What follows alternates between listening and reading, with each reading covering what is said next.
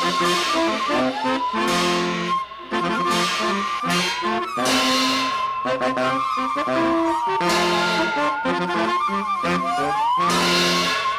welcome to the show. I'm Brian Young. And I'm Holly and Bryan.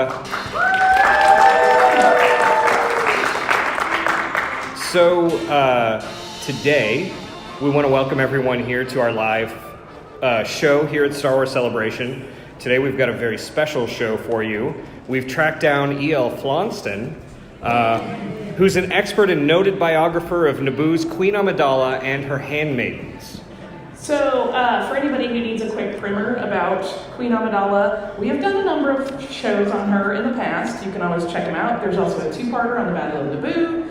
But the short version is that she was elected the monarch of Naboo. She served for 2 terms before transitioning into life as a senator for the system.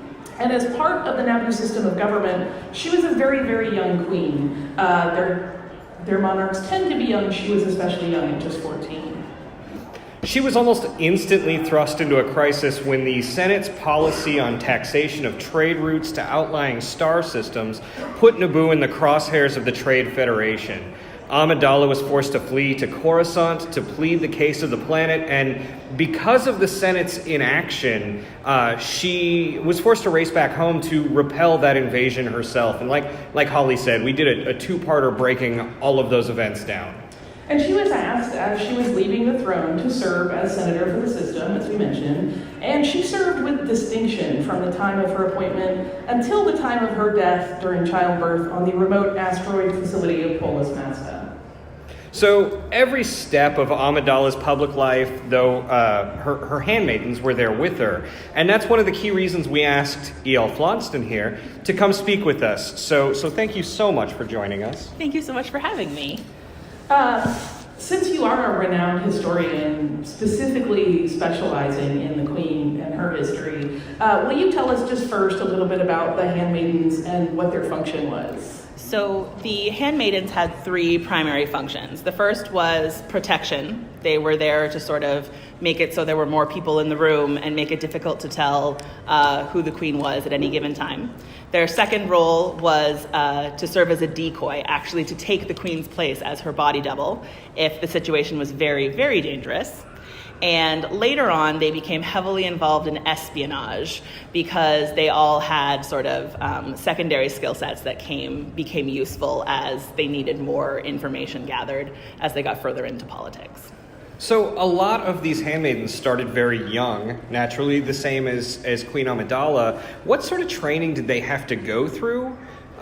Because that seems like a lot. Like, it's already hard enough to imagine a 14-year-old girl stepping into the role of queen, but then all of a sudden you've got a 14-year-old girl to the side of that stepping into the role of body double and bodyguard and decoy. Like, what kind of training did they go through?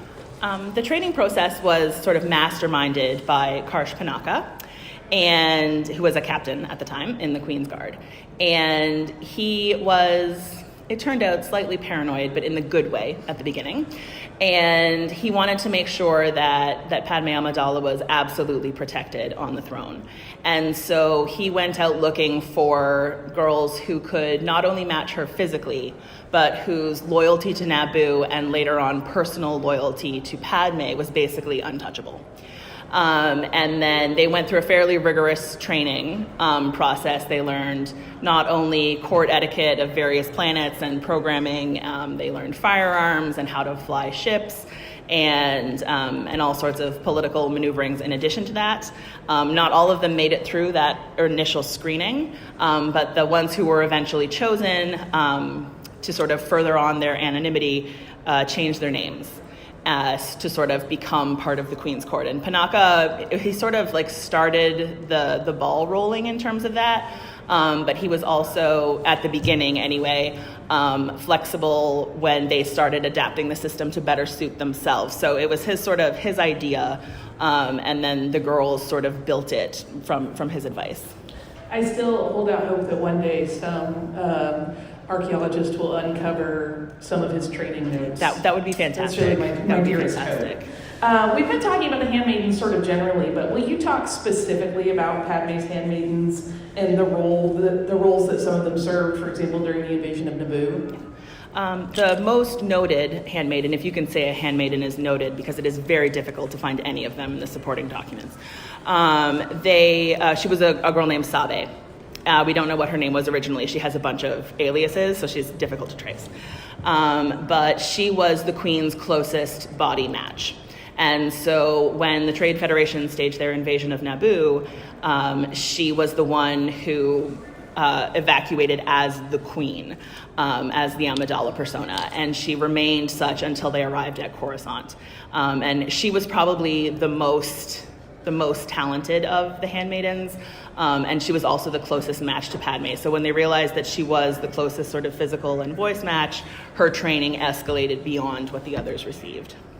Could you tell me a little bit about, during your research for your tome about Padme and her handmaidens, Queen's Shadow, can you tell me about other stories about handmaidens during the occupation that maybe we haven't heard about because that documentation has been sort of lost to time? And I mean, naturally, the secret work of handmaidens wouldn't be. Their whole point is to not be noticed, so it makes the research incredibly difficult.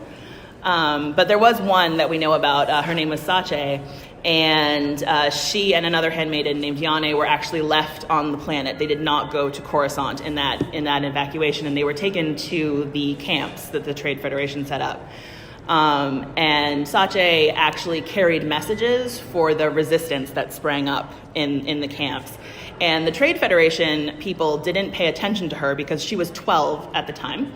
And she just kind of walked back and forth through the camp. But unfortunately, the droids, they had one of the droids that does the military analysis, and they pegged her patterns walking through the camp. And so she was actually captured. And they could hear her being tortured, basically, and the other handmaiden, Yane, had to convince the guards not to turn themselves in to save her, like not to turn the resistance in to save her. And Sache didn't crack. She didn't tell them anything. She just pretended she was this frightened 12-year-old for the entire thing. And they actually had to let her go because they couldn't prove anything. And because she was already suspect, she continued to make her scheduled walks through the camp for the rest of the occupation to sort of draw attention away. But the results of the torture were extensive scarring to her whole body. And by the time the invasion was over and like people were thinking about things like Bacta tanks again, she had decided to sort of keep the scars as sort of a physical reminder of the invasion and what it had cost Naboo. Can I ask just one quick follow-up question? In your opinion, why is it that the stories of Naboo's occupation by the Trade Federation, we hear about them in a general sense, but why aren't we hearing more stories specifically like things like this? I think the Naboo historical record was so torn up during the occupation, and then they tried to do reconstruction, but then of course Operation Cinder rolled around and more things exploded. And so they were just sort of putting the planet back together.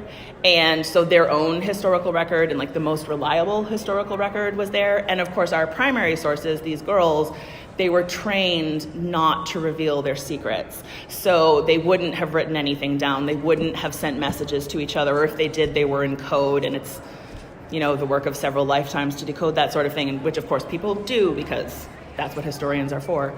But we don't know a lot about them, partially from their own design, but also because of various attacks on the various Naboo archives. So the handmaidens, of course, were initially all sort of chosen to serve Padme when she was queen, but then what happened to them once her reign ended? So the 5 original handmaidens, at the end of Padme's reign, decided to pursue their own paths. They had always had their own sort of hopes and dreams for what they were going to do after they left her service, and they were all still quite young at the time. Padme herself was only 18 when she reached the end of her terms as queen, and the others were approximately the same age. And so they all, when she was offered the position of senator, they all offered to stay with her, and she basically said, no, it's time for you to continue your own lives. You've sort of served with me. We have actually a pretty good record of that, which is uncommon, but it was kind of official record at the time because the election was taking place. And so her handmaidens, the Sabe, stayed with her, but the other four went on to sort of do their own careers. So Yane, she had a very large house in the outskirts of Theed, and she had taken in the few remaining orphaned children from the Naboo had a pretty good system for that sort of thing, but there's always a few that the system can't account for, and so Yane actually took them in to her house and sort of raised them until they were able to go to the various academies on Naboo. Sache was actually elected to be a local sort of legislative representative on the planet itself, so she served the planetary government, and she was actually one of their more respected politicians as the years of her service went on, and it was a deep shock to everyone when she did not replace Sio Bibble as governor of the planet. Irte was an artist and scientist, and she almost accidentally, in making this sort of this new art form she was exploring involving vacuum technology in underwater, she developed a way of growing blue algae quicker, which meant that they could fertilize their crops more quickly. And of course, this, we know, helped with the Bromlark situation because Naboo had a surplus of food, and they hadn't had a surplus of food since the occupation. So what she did was actually not only helped her planet, but actually helped save another one. And Rabe went on to become a fairly famous musician in the Theed concert scene and various other cities as well. What I love about that is that art ended up saving a lot of people. Yes. That just Yes. touches my heart. So for those that went with Padme and made that transition from court life on Naboo to senatorial life on Coruscant, how do you imagine, as you went through that record and as you kind of put together this biography, what was that transition like for them? Was that a difficult transition for the handmaidens? Because those lives seem very different. I think the fact that she changed handmaidens actually helped in the long run. I think if she had taken those original handmaidens with her and they all had to make the shift, it would have been very complicated. But because she had almost entirely new people with her, she was the one who got to sort of decide how she was going to rewrite Senator Amidala from Queen Amidala, and they just kind of supported her in that role. So I think for her at the time it was personally a difficult transition, but the group was able to support her because they were new, and because they were flexible, and because she recruited them to have slightly different skill sets than her original. She didn't have a slicer in her original group of handmaidens, and which is Verse, and Dorme sort of upped the level of the queen's and later senator's wardrobe to make it more transportable and a little bit more flexible as well. And then of course Corday as the double was able to sort of perfect a different voice, like an actual physical voice for Amidala that Sabe really never worked with, because Sabe played Queen Amidala and Corday played Senator. Could you tell us a little bit about the differences between that voice? Yes. So we have very few audio recordings of her as well, but and we have almost no audio recordings of Padme Maybury herself. But we know Queen Amidala's voice was very low and quite monotone. It was very formal. She spoke in these deep, measured tones almost. We have her original speech where she deposed Chancellor Valorum, for example, and it's this sort of very resonant voice. And when you look at her and how small and tiny she is at the time, it's almost impressive that her voice could be so large. And we assume that Sabe sounded the same from the research that we've done. But Senator Amidala, her voice is much more, I suppose, accessible. She's a little bit more easy to listen to because she has conversations with people. She doesn't make declarations the same way. And we know Corday was able to duplicate that voice as well. So what's interesting in all of this, and what struck me reading some of the notes that you had assembled, is that all of these young women were completely willing to put their lives on the line for Padme at any time, which is a heady thing to contemplate. Yes, it is. And of course, some did, in fact, pay the ultimate price in that regard. Will you talk a little bit about what happened to Corday? Sure. So actually, Corday and Versailles both perished in that explosion. From the historical record, we know that Versailles was on the ramp when it exploded. So she was actually closer to the center of the blast. But Corday was doubling for the queen at the time. They were coming back to Coruscant. Padme was needed for an important vote. And they knew that there was some danger involved in her arrival. That was the military creation act, yes, right? that was it. And so Padme herself was flying in one of the decoy guard ships with Captain Typho, but Corday was dressed as the decoy. So she had on the traditional senatorial dress and actually the traditional makeup, which they did not often use once Sabe became the senator, or once Padme became the senator, rather. And so the ramp that they landed on was rigged to explode. And unfortunately, several guards and two of the handmaidens, Corday and Versailles, both perished in that explosion. We know from hearsay and from rumor that Corday and Padme were actually able to talk before Corday passed on the platform, but I think it was a highly traumatic experience for all of them. It is no secret that one of the things I love the most about history is the clothes. And Padme was known for her style almost as much as her policy, and perhaps even more so.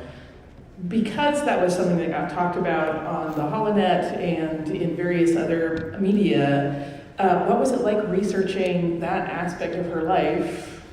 And how well documented are the clothes? Because I know, even reading fashion things today, that sometimes reporters don't get the facts right. Yeah. Well, that is both true and untrue of Padme Amidala. I found the one source that is almost always the easiest to track down is fashion. People were obsessed with what she was wearing. And interestingly, they often overlooked the more sort of utilitarian aspects of her clothing, the parts where it was blaster proof, and the parts where like the way that her shoes were designed to be moved around in, and the way that the headpieces were designed to be like easily ditched, basically, if she had to do a runner.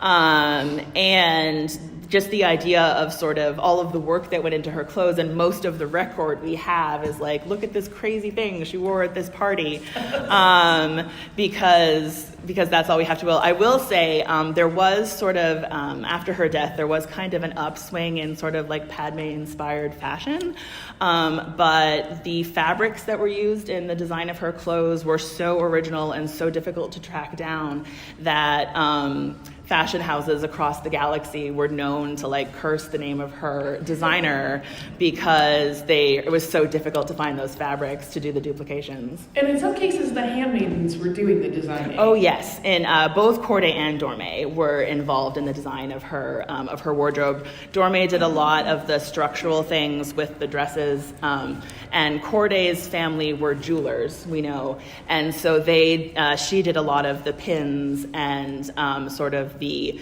accessories to make sure she would always have a lockpick if she needed one, for example, or that all of her belts were flexible and that kind of thing if she needed to swing across something suddenly. Was that for her life as a senator? Like, because it seems like I can't imagine a 14-year-old queen needing to pick many locks. That was definitely designed with her senatorial role involved. They realized as the Clone Wars grew in scope that she was going to have to be a little bit more action-oriented than she was as queen, and so her wardrobe sort of changed to reflect that. We actually see it in the visuals that we have recovered, where she wears a lot of sort of jumpsuits and a lot more pants and trouser sets as the time goes forward, because she does have to run and she occasionally has to fight, and there's of course the incident on Geonosis, but where she had to sort of go all the way. Is that part of why during the invasion of Naboo, when they repelled that attack, Padme was disguised as a handmaiden? Was part of that needing a more easily actionable costume part of the reason Was she behind dressed to move? Yeah. Actually, that is one of my favorite examples of the way that the handmaidens consistently were multifunctional, because her stated goal, we know from the records, her stated goal was that they had to take the throne room. And the way that they take the throne room is the Trade Federation captures Padme herself and literally walks her into the throne room. And then Sabe shows up dressed as Queen Amidala, and the Trade Federation droids chase her off down the hallway, and Padme and Panaka are able to get the blasters out of the throne. And so not only was it a more usable outfit, but it kept Sabe in the decoy for that key moment when they had reached their objective. They were in the throne room and they needed one more distraction, and Sabe was there to do it. There are also some mentions in your notes about even when she was queen, though, her outfits kind of had an underlayer that was also very ready for action. Yes, she often had like a one-piece suit almost, which actually evolved to become the white suit that we see her in on some occasions. That was just basically her escape suit. So if there was some reason she had to get out of the dress or the outfit very quickly, it could just be dropped and she could go. And in that case, she would be surrounded by her guards, so she wouldn't be alone, but a lot of her skirts had such a wide hem that she couldn't be guarded closely, whereas if they got her out of the dress, they could sort of group around her and get her out of situations more quickly. As you were doing your research for this book, what was your favorite or maybe most shocking story that you came across that maybe you weren't able to include, or maybe one you did include that you really liked writing about? Oh, I have one of each, so that's really handy. Okay. There is my favorite one that I got to include was mostly lifted and pieced together from recordings that were taken at a party hosted by Mon Mothma on Coruscant. And also notes made by then Sergeant Tonra afterwards. His diaries, by the way, are absolutely fascinating. If you are lucky enough to track down an unadulterated copy, he really needed a vacation. And so basically, Padme was trying to overhear a conversation. So she was dressed as a guard, and she and Typho had gone up to try and overhear this conversation. And it was in this garden party section of Coruscant, and they were in the rainforest section. Typho replaced Panaka? Yes. Okay. He's actually also his nephew, Okay. which is a useful piece of trivia. So they were at this party. They were in the rainforest section, and they were blocked by this tree. And so Typho had to stand there while Padme climbed up his shoulders to get into the tree so that she could overhear this conversation, because she needed to see body language and stuff like that. She needed to understand sort of the nuances that a handmaiden would not be able to relay back to her. And during the course of the conversation, it became apparent that Bail and Mon Mothma, who she was eavesdropping on, were about to come back downstairs to try to recruit her to sort of their faction in the Senate. And so Padme had to get out of the tree onto Typho's shoulders, and then like off of Typho's shoulders, and then all the way through the party to meet up with her decoy so that they could change back. So that she would be Padme again by the time Bail and Mon Mothma arrived to talk with her. And of course, there are several different versions of how that story turns out. I am inclined to believe Bail Organa's record. He's usually a pretty reliable source. And according to him, he actually met the group just before they got to the restroom area. And he had stepped aside to let the person he thought was the queen, pass by him politely, and one of the guards tripped over his foot. And when he helped her sort of steady himself, they made eye contact, and he realized that the guard was Padme. We don't know if that's true, of course, but as I said, Bail is generally a reliable source, and that's one of the things that he had written in his diaries. And then what about one that you weren't able to include? Oh my goodness. So my timeline for the book was a very specific year of their lives, basically the year that they made the transition from queen to senator. But I did find several anecdotes from her time as queen that I couldn't include, but that were just, they're just too hilarious and ridiculous to be believed. Like, they have to be true. There's no way that anyone would make this up. And my personal favorite is one evening when they were about 15, 16, they somehow, I'm not sure, snuck out of the palace and went to a concert of some, at the time, very popular musicians in Theed. And we know about this because of Panaka's reprimands written into the guard rotation. And basically, I think Karsh Panaka might have aged 10 years that night because, like, all of his charges, like, just disappeared from the palace.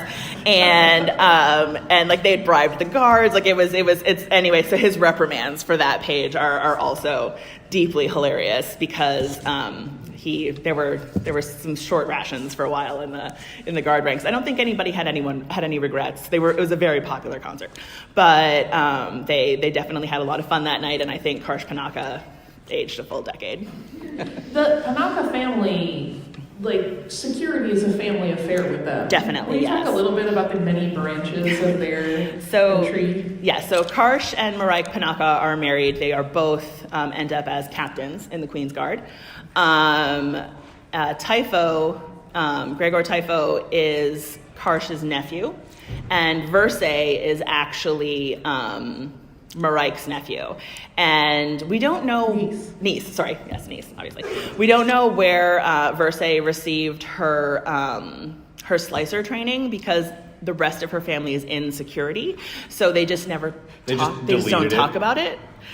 We don't know what she got up to, how she became such an accomplished slicer, but the rest of her family is in security, so there's been quite a bit of speculation as to which records may or may not have been expunged.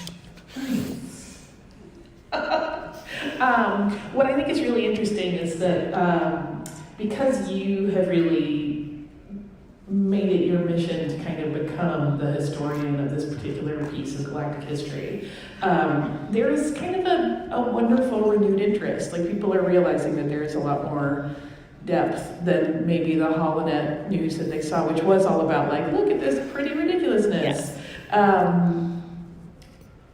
What are you hoping comes of this? Like, obviously there are a lot more amateur historians on the case, but yes. But I wonder how many unearthed stories you think are still out there to be discovered. Well, I mean, her life was so short. Ultimately, it was so tragically short, but it was so much busier than most people's lives. I mean, she defended her own planet at 14 and went on to defend the galaxy when she was, 24. And I know that there's probably a tremendous amount of research that I have yet to uncover, or even the notes that I couldn't include in this book, let me tell you, could fill a separate room. But I really feel like I hope we get sort of both sides of the story, both like what happened after the sort of the Clone Wars and with what happened with the rest of the Handmaidens, but I would also really love to know more details of what happened with her life as queen. I found a few records, like the concert one, as I was researching, and you just know that there's several million, probably more stories that would make such excellent things for the record. So hopefully we'll get to see those brought to light in future days. Nice. Yeah, no, that's great. Would you remind people the title of your book and kind of give them a slice of what that year of their life is about, for those who maybe haven't heard about it? So the book is called Queen's Shadow, and it is the story of, or the history and story and sort of development of these girls as they translate from being queen of a small planet to senator in a very large galaxy. And Padme herself is torn in two directions. There's two things that her heart really wants to do, which would be a problem for most people, but fortunately for Padme, she can be in two places at once. Well, I want to thank you for joining us here, and then that's it for the live portion of our show. But we still have time. We do. What do you want to do? Well, I thought that maybe people had questions. Maybe. Are you game, Dr. Sure. Fhlonston? Sure. Okay, great. Does anybody have a question about handmaiden history?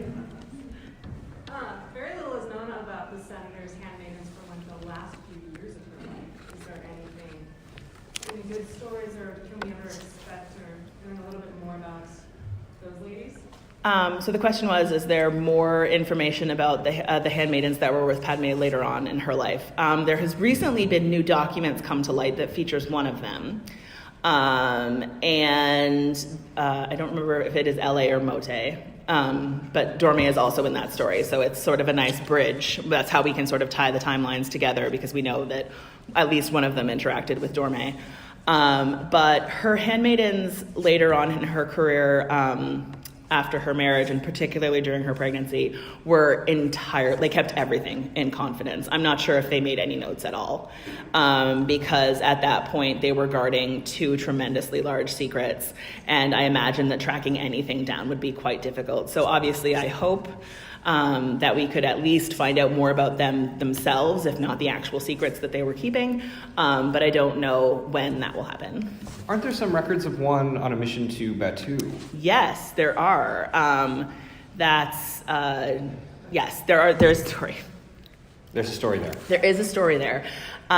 We have documentation about a handmaiden named Duja, who was on Batu, and Padme went on a mission to find out what had happened to her, basically, and then everything went pear-shaped almost immediately. That was chronicled by another historian named Timothy Zahn, and his books are also readily available.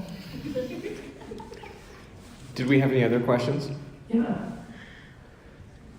Oh, there's a mic on the move. Fantastic. Yeah, I didn't use that. I had heard rumors that her death was under very suspicious circumstances, and that Chavez might have been doing some investigation, or that there was a connection with the Jedi. Could you comment on that? Oh my goodness, there's so much speculation about her death that anything I could say could be disproven tomorrow or proven right by the time we leave the room. There's no hard evidence. It's probably one of the most secret gatherings that ever took place.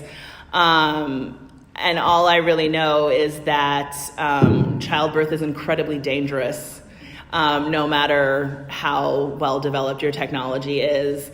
And there's some things droids just can't do, and they needed... She unfortunately was in a position where they couldn't get her the help that she might have required, and several things had gone very badly for her that day already. Her whole government fell apart, and her husband tried to kill her. So she was already having a very bad day before the hormones began. And so, unfortunately, we'll probably never know what happened. And I know I have sort of made it my mission to find Sabe's notes. But unfortunately, that's when she starts cycling through aliases very quickly. So she becomes difficult to trace at that point. There's also the problem, right, where in terms of extant records, doing the science to actually determine what happened there is almost impossible. Yeah, it would be hearsay no matter who you interviewed, because almost everyone involved unfortunately died soon after. And I mean, there was an active cover-up as well. Oh yes, it was an active cover-up. Not only were sort of Organa and the rest of them sort of keeping a secret, but the Empire also did its own cover-up, which makes things very difficult, because we can often identify when there has been a cover-up done, but digging through it is much more difficult. Got another question. Yeah. What kind of relationship did any of the handmaidens have with Padme's family and the Newberries? Did they have any kind of relationship? So the original group of handmaidens would have known her family the best. They didn't necessarily see them very often, but they would have known of their existence, and they would have, because they knew Padme's real name. And so they would have known her family. We do have records of at least one visit where two of the handmaidens and one of the guards went with her to the house. So we know that they were there and actually met her parents and stayed there for a time. But I think it was more of a friends from work situation than a slumber party friends situation. So they would have known who the girls were, but not necessarily interacted with them a lot. So the Newberries are another really curious case where they sort of fall off the record. I mean, yeah, I almost don't like thinking about it because, Where did they go? well, I mean, Palpatine knew where they were, and so I try not to think about it too much, to be honest, because it just makes me too sad. Yeah. So there was a period when Jar Jar Binks represented Padme in the Senate, and I was wondering if he received any coaching from the Handmaidens and what that kind of working relationship was like, if they had one. Representative Binks was selected because they needed a Gungan representative who had left the planet before, basically. And Gungans, as they became more involved in Naboo politics, still were reluctant to leave the planet. They are not sort of a traveling species by nature. Jar Jar, however, was willing to go somewhere, and he was also quite loyal to Padme, which is always a qualification when you're dealing with Naboo politics, it seems. And he was also part of his loyalty, and what would later turn out to be his downfall, unfortunately, was that he was so loyal to Padme that if you told him, this is what Padme would have done, he would do it. So we know that he unfortunately did do something that Padme might not have done, and it sort of led to sort of his fall. But he was genuinely trying to serve his people and also Naboo as well as he could, and to help Padme, because he believed in her as queen as much as anyone else. He, he was a war hero as well. Yes, he was also a war hero. And after Padme's passing, he became a senator as well. I think Jar Jar Binks, as representative as senator, is another one of those characters that we just need more historical documents about. We need more of these stories. You have other questions? Yep. I'm curious what role, if any of the previous handmaidens played in the rebellion after her death. So that is another case where they're cycling through their aliases so difficult that they're hoping to track things down. I'm hoping to acquire funding to look into that in the future. It has not happened yet. And so, to be honest, it's such a pipe dream at this point that I would get to look into it that I haven't even been, I've been trying not to think about it too much, but I've definitely applied for that grant. It seems like it would be logical that Bail Organa would know them, and they would have to actively participate in the cover-up. Well, we know that Sabe at least went to Alderaan, and she and Bail spent quite a bit of time together, so they were aware of each other and what they meant to Padme. And I think one of the most interesting things about that visit to Alderaan, when the Naboo senatorial delegation went to visit, was that was the first time anyone really met Sabe as an independent agent, because everyone from Naboo and everyone sort of attached to Padme's power structure views her as this supremely important individual, but who is part of a system, whereas Bail sort of encountered her as more of an independent operator from the beginning. So I think that might have been a big change for their perception of each other. And again, I don't know how that played out, and I would love to know how that played out. Well, hopefully she wasn't there with him at the end. Yes, obviously, hopefully she was not with him at the end, but that would be nice. See, that's why I try not to think about things, because then people mention that, and I'm like, thanks, Brian. Yeah. I was wondering,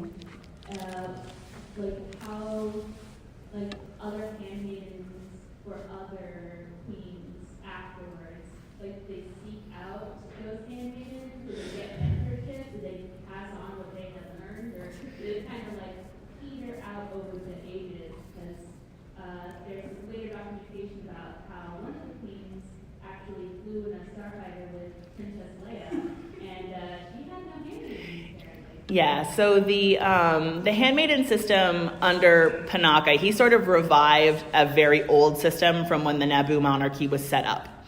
And he sort of revived the old system. We know the queen that followed Padme, Queen Rhaeloda, she had handmaidens who were mostly companions, who weren't as highly trained. One of them was actually her niece, and she was quite young. I think she was maybe 11. And so she did not serve sort of that same function. But the idea of a companion to the queen meant something different under Padme than it did under the other queens that followed her. And by the time it gets to the queen you mentioned, Naboo was quite far into sort of their occupation and their recession under the Empire. And then we don't know why that queen in particular made the decision, but we do know that the queens at that point had been mostly reduced to puppet queens. Most of their power had been taken away. So it seems likely that they would have deprived her of handmaidens on purpose. Is that ironic then, in that Panaka was the one with that power in the system? So much of what Karsh Panaka does is deeply ironic.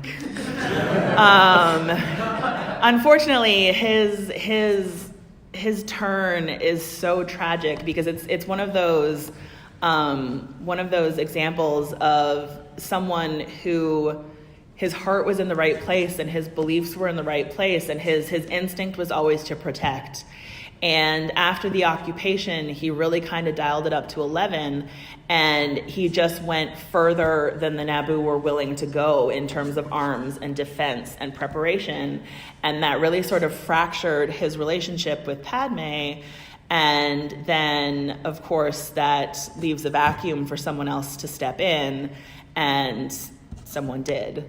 And sort of kept turning him further and further away from that loyalty to Padme. So it's one of those sort of tragic things we see so often in this period of galactic history where people have set out to do something good and they believe in it, and then they just get turned just that little bit too far. And unfortunately, there's no coming back from that. It's interesting to me. I of course love this piece of history, but it's such a tricky thing because they're all so darn good at their jobs that it's really hard to uncover things. Yes. But I'm so thankful that you have and that you continue your work in this. I hope you get all the grants. Thank you, Dr. Fhlonston. Thank you for having me.